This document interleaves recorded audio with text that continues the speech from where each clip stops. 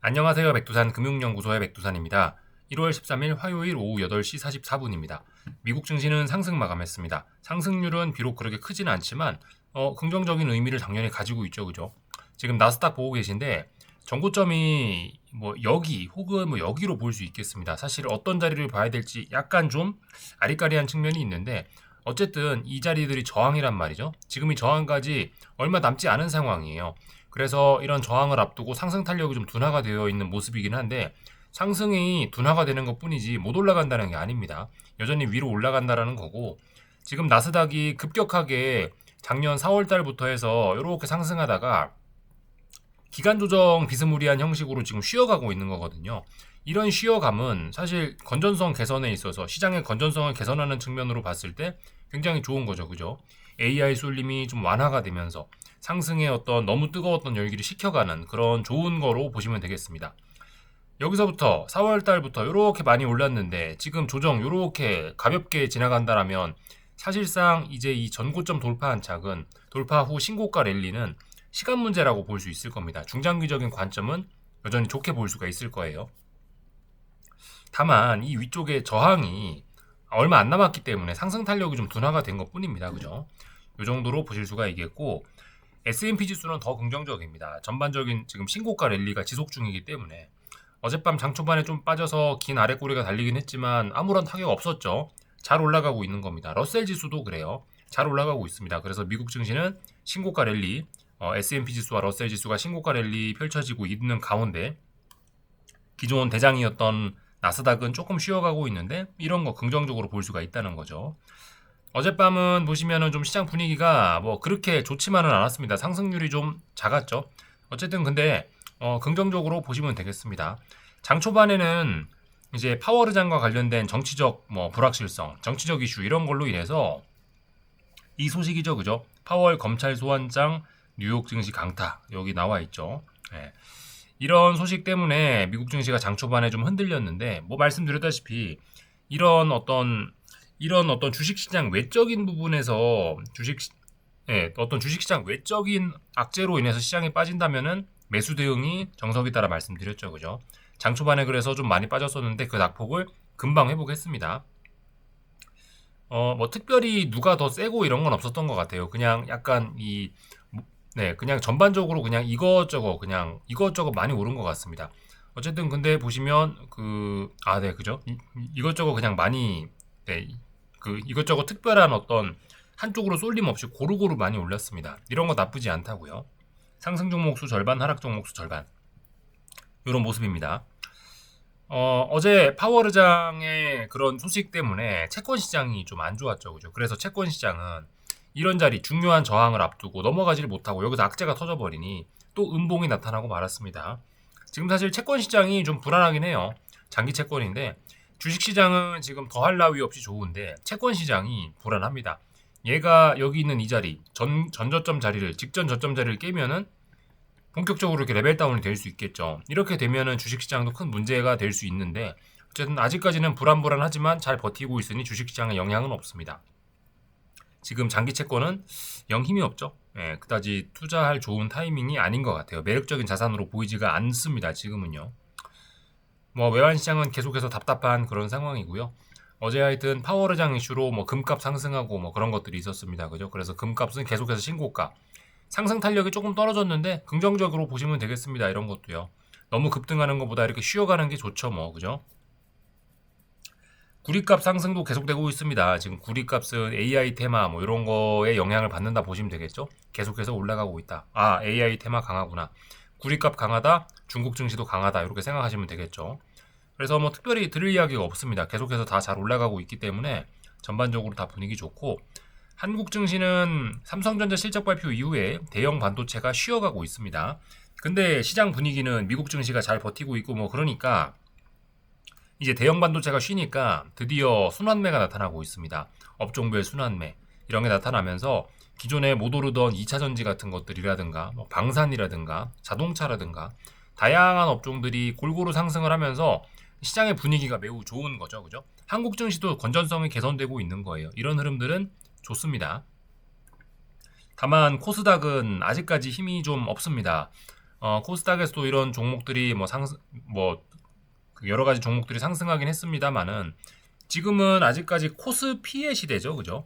코스피의 신고가 랠리가 눈에 띄게 지속이 되고 있다 보니까 코스닥으로 아직 자금이 몰리고 있지는 않습니다. 오히려 코스닥은 좀 다소 불안한 흐름입니다.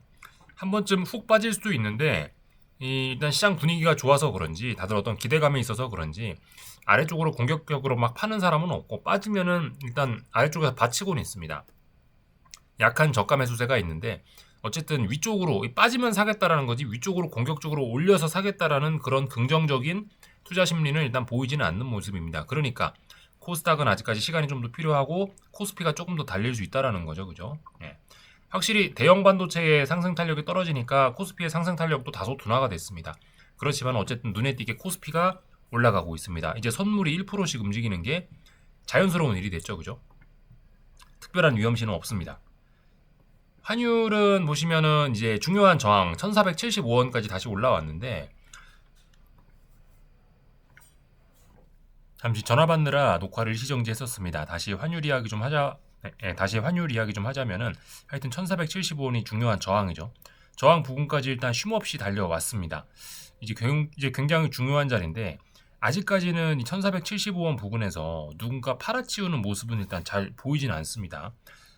사실 근데 이제 이 개인적으로는 지금 요렇게 여기서 이제 정부에서 아마 개입을 했겠죠, 그죠?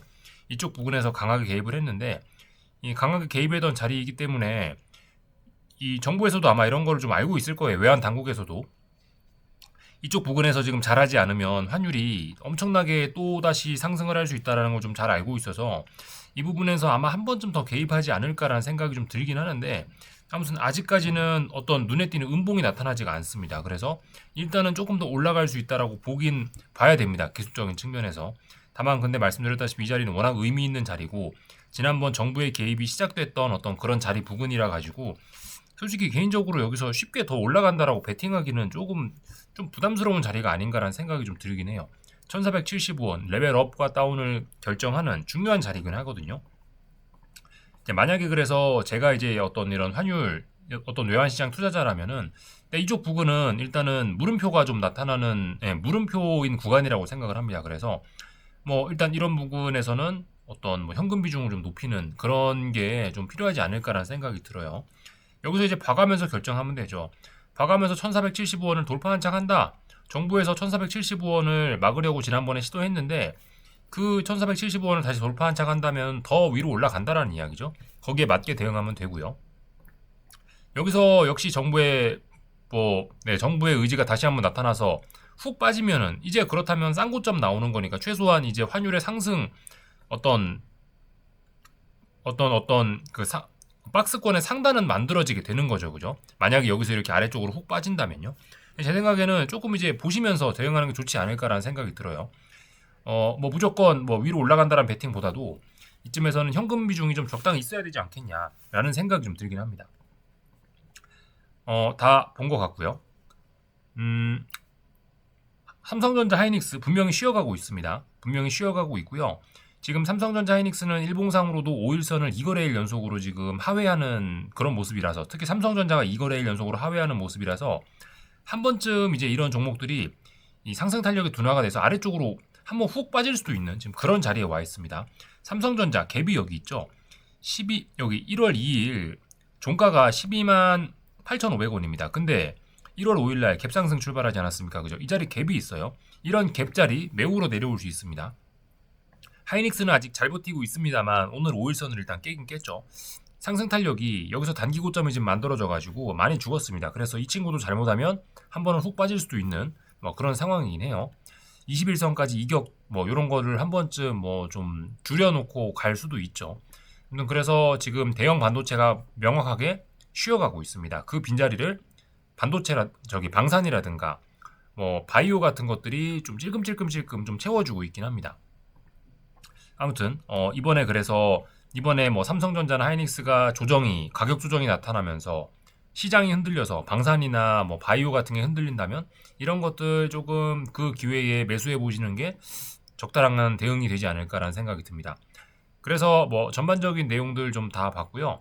하여튼 미국 증시는 아직까지 안정적입니다. 그죠? 변동성을 봐도 그렇고 반도체 지수를 봐도 그렇고 여러 가지 측면에서 안정적입니다. 특별히 다른 거 드릴 이야기는 없고요. 다른 나라 조금만 보자면 다른 나라도 사실 특별히 드릴 이야기가 없어요. 그죠? 니케이 지수가 여기가 역사적 고점, 지난번 전고점이었는데 돌파 한창 하지 않았습니까? 그죠? 레벨업. 그러니까 눌림시 매수 대응. 뭐 그전부터 눌림시 매수였지만 아무튼 계속해서 긍정적으로 보시면 되겠고, 한동안 굉장히 답답했던 유럽 증시, 독일 증시도 지금 이게 인터넷이 좀 느려서 반응이 없네요.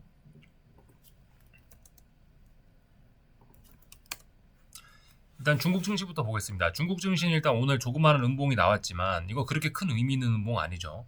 그냥 매수 대응 하시면 되겠습니다. 신고가 랠리 진행 중이죠. 이 정도면 그냥 좋다고 보시면 되고, 하여튼 유럽 증시도 지금 나타나진 않는데 하여튼 계속해서 지금 신고가 랠리 진행 중입니다. 독일 증시도요. 그래서 전반적으로 뭐 세계 증시 분위기 좋고 일단 긍정적인 관점이 필요할 것 같습니다. 여기까지 하겠습니다. 궁금한 거 리플 남겨주시고 내일 저녁에 뵙겠습니다.